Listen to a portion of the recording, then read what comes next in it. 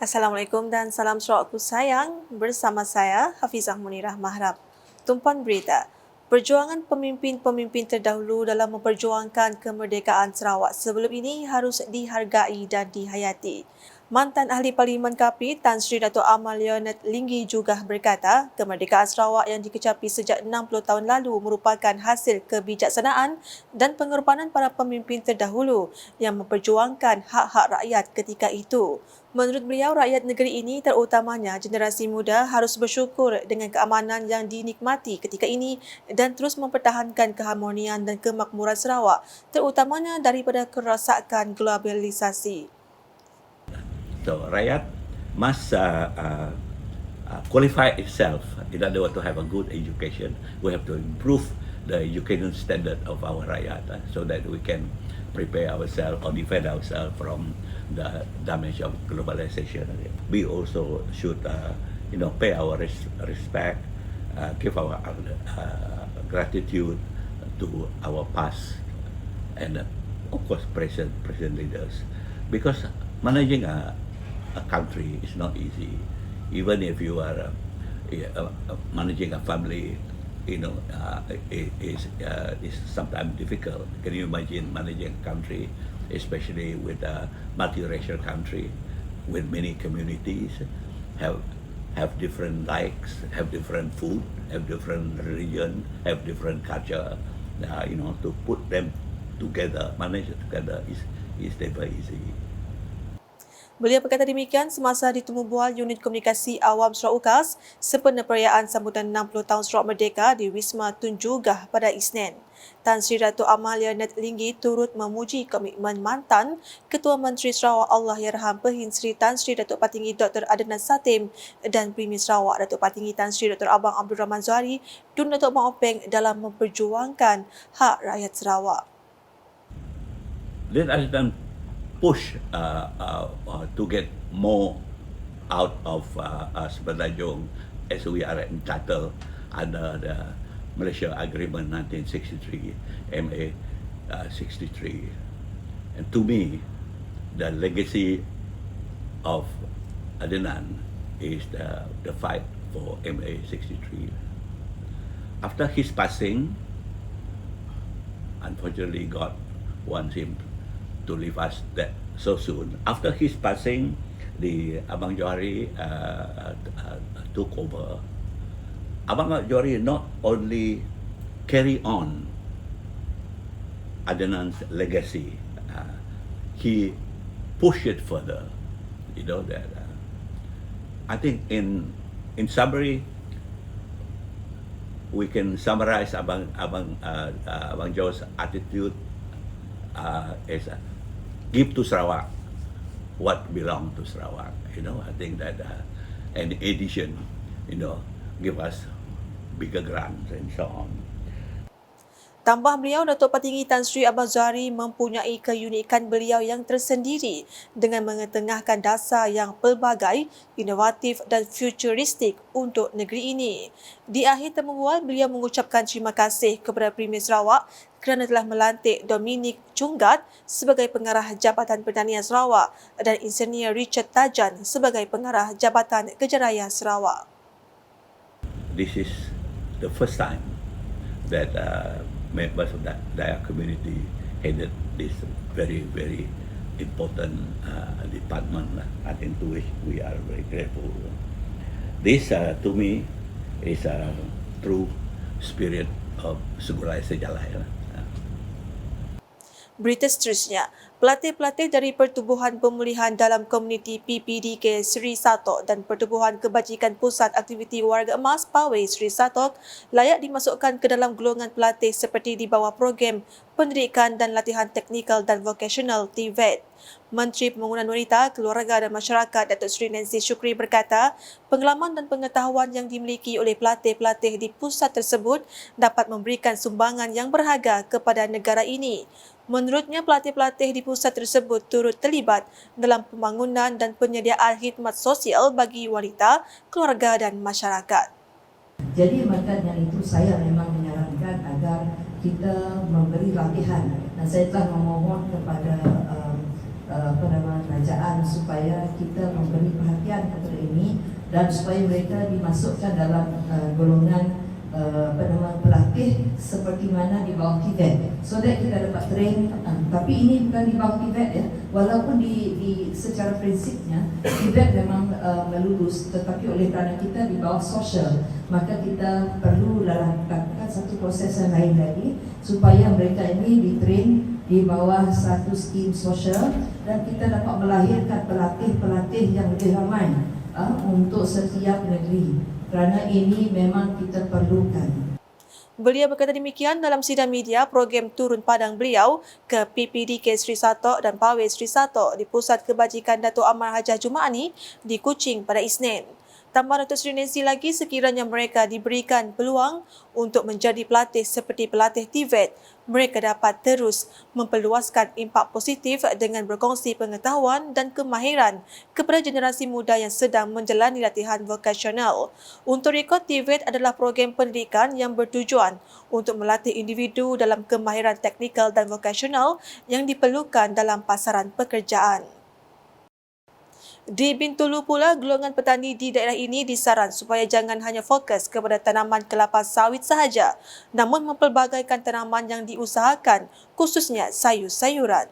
Menurut Menteri Industri Makanan, Komoditi dan Pembangunan Wilayah, Datuk Seri Dr. Stephen Rooney Utom, golongan petani harus membuka mata dan minda mereka kepada tanaman yang senang diusahakan serta tidak memerlukan tenaga yang banyak, namun mampu menghasilkan pendapatan lumayan.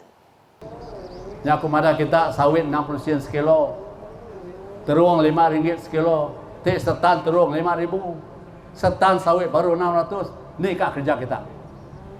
Berucap dalam majlis perasmian Sebauh Agrofest pada Ahad, beliau berkata perubahan atau mencuba sesuatu yang baharu bukanlah suatu usaha mudah. Namun begitu, setiap petani harus berani menukar corak pertanian.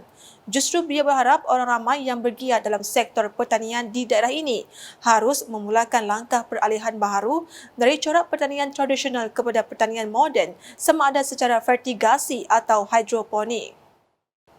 Keperkembangan di Limbang, Sarawak terus mendapat pengiktirafan dunia di bawah kepimpinan Premier Sarawak Datuk Patinggi Tan Sri Dr. Abang Abdul Rahman Zohari Tun Datuk Abang Openg.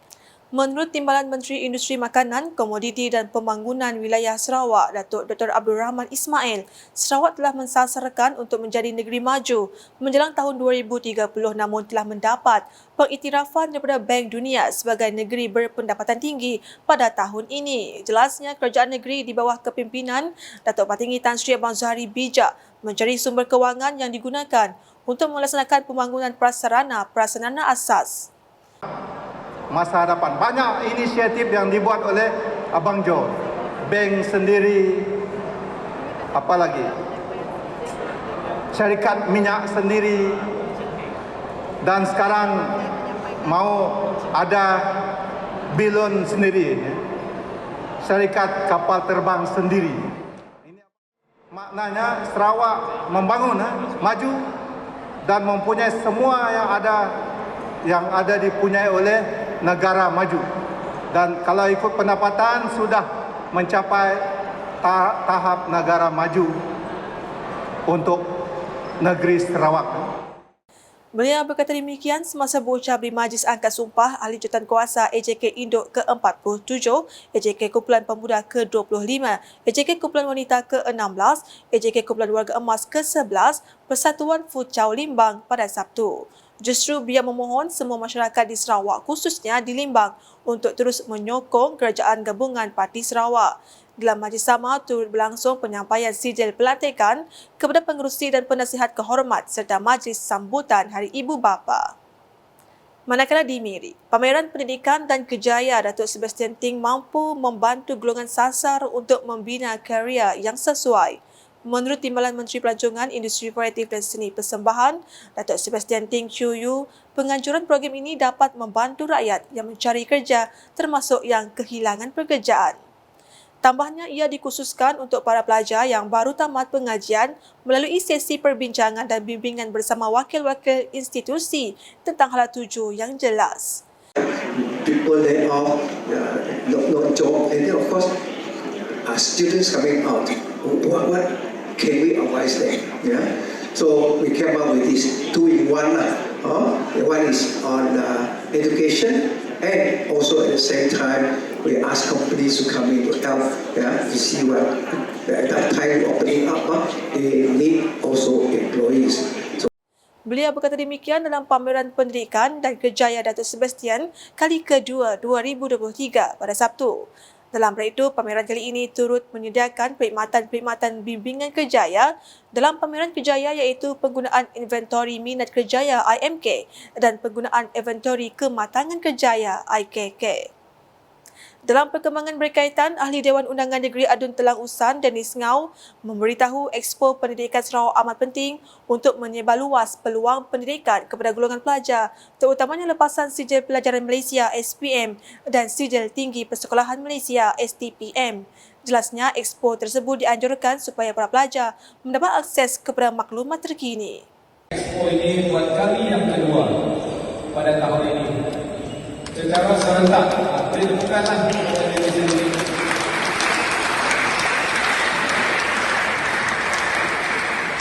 Secara serentak di seluruh bahagian dan daerah di seluruh Sarawak.